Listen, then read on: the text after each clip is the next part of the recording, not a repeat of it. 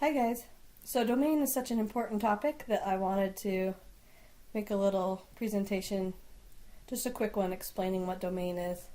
So first of all, to talk about domain we need to make sure we know what a function is. Usually we compare it to a little machine where we have an input value that we put into the machine and the machine performs some rule on that input value and then we get an output value. When we put it in the mathematical context we usually use an x when we put things into a function. Functions are usually a function of x, but it doesn't have to be. And when it comes out, we get the output, which we call f of x, or sometimes we call that the y value. More often than not, the more you get into math, you'll see it in this notation f of x instead of a y. Just means that the output is a function of x. So think about that machine as we continue to talk about this, but I want to talk about some real life functions that you've probably seen before. So first one's like a soda, snack, or stamp machine. The user puts in money, punches a specific button, and the specific item drops into the output slot. So the function rule, because there's always a rule going on the inside, is the product price. The input is the money combined with the button that you push, and the output is the product, sometimes delivered along with coins and change. If you put more money in than what is required by the function rule. So you can kind of think of that when you're thinking of a function where you put something in, it performs this rule on it inside, and you get something out. Depending on what you put in and depending on the button you push, gives you a different output. Depending on the money you put in, gives you a different output. A weekly salary is a function of the hourly pay, so it depends on, when something's a function of something, it depends on that.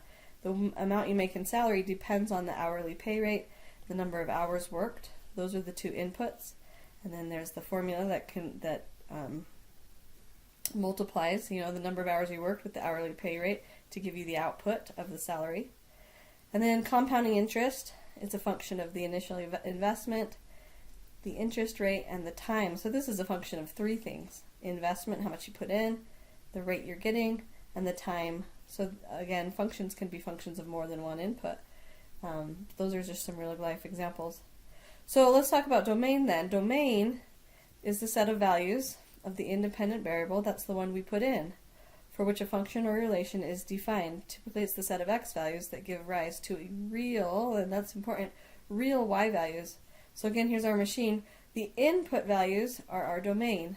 And usually, sometimes, well not usually I guess, but sometimes, the domain is all real numbers. Any value you could put in the machine, and the machine would do the rule on it and spit something out.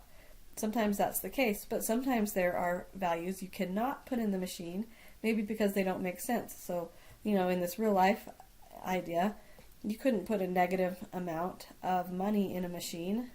There's no such thing as a negative amount of money to put in a machine, so the domain of this snack machine problem would be you'd have to put in 0 up to, I guess, infinity. The domain would start with 0 because negative wouldn't make sense in that real life scenario. Same with a weekly salary, the hourly pay rate, the number of hours worked. The number of hours worked or the hourly pay rate probably wouldn't be negative in this case. And then the compound interest, same thing. When you're putting something in an investment, it wouldn't be negative. So in real life functions or just equations that don't have a real life scenario attached to them, we have to think about what can I really put in that would give me a valid output. So sometimes we have these input-output tables as we make graphs. They could be vertical or horizontal. The inputs are what the x values are. We want to think about, is there anything I can't put in that would make this machine not know what to do with it and kind of blow up in our face? So I always tell my students in my face-to-face classes, think about the traffic signs. Whenever you hear this domain, there's 3 main cautions or dangerous numbers, dangerous situations, I guess I should say, that we might find ourselves in when we're finding the domain of an equation. So we just have to think of these big 3. And if none of these are being violated, then the domain would just be all real numbers because any number is okay to put in the function. But first thing we got to think of is if there's a fraction involved, because we can never divide by 0. If you try to put something into a function where it ends up dividing by 0, there's no output for that. And you can test that in your calculator. I mean, just try 6 divided by 0 in your calculator. it's going to give you a domain error because there's no output number to that input. So anything that makes us divide by 0 needs to be thrown out of the domain. So if we had a function that was 6 over x, then x could not be 0 because that would make us divide by 0. If we had a function that was, see if I can get out my, if we had a function that was, I don't know, 6 over x plus 2, let's say that was our rule that was going on within the function, so that was equal to our f of x. Well, what couldn't x be in this case? X could be 0 because 0 plus 2 is fine. 6 divided by 2 would then be 3, and that's a fine output. But the thing x can't be, if I'm thinking about an input-output table, 0 would be fine because I'd put a 0 in, we'd get a 3 out. But negative 2 is the thing I wouldn't be able to put in. Because negative 2 plus 2 would be 0, 6 divided by 0 would be a big, huge no output. Frowny face. So in this case, we would have to throw negative 2 out of the domain. That means the domain would be every number except for negative 2. That's the only dangerous number we had to worry about with the fraction in this problem. When we have a square root involved, again, you can test this on your calculator, we can only take square roots of positive values or of 0. We can take the square root of 0. Square root of 0 is 0, so that one's okay. So we could put a 0 inside a square root and again test on our calculator and get an output. But we can't take a square root of a negative number. So if we had a square root of x plus 2 and we're trying to find the domain, we were going to set whatever's inside the square root to be greater than or equal to 0. So whatever's inside x plus 2 to be greater than or equal to 0. And you may or may not have learned about the square root part yet. You may only be up here at the fraction part, depending on which class you're watching this presentation in. But these are the 3 main rules, so I'm just going to quickly go over them. So then we set these greater than or equal to 0, minus 2 on both sides. So that means, running out of room here, I'll write it up here. X can be greater than or equal to negative 2. Any value greater than or equal to negative 2 is okay to put in the function machine. Anything, any number, any decimal, any fraction, any huge number, negative 1.5, any of those numbers are okay to put in the function machine because they would have an answer to spit out. But if I tried something that was less than negative 2, like negative 3, and plugged it in, I would have the square root of negative 1, which doesn't have a real number answer. And the last one is the logarithm. When you're taking logarithms, it has to be taken of positive numbers. So whatever we're taking the log of, so if we're taking the log of x plus 2, I'm using x plus 2 in all these examples, we would take whatever we're taking the log of and set it. Instead of greater than or equal to, we just set it greater than 0.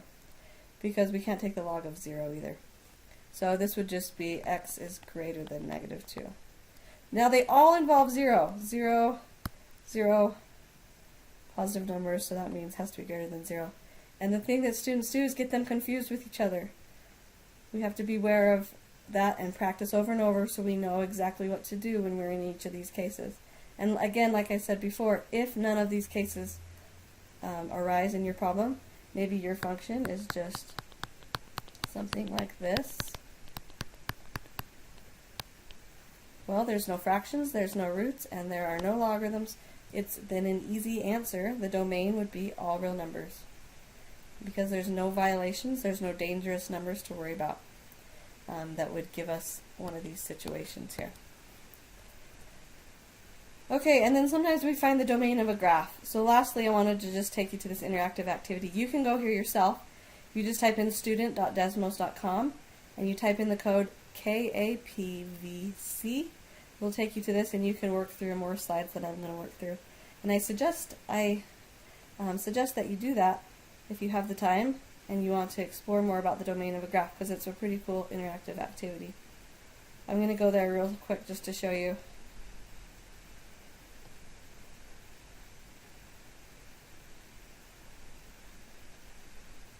What it will look like. Because it has us slide these shaded regions across a graph to explore what domain looks like on a graph setting.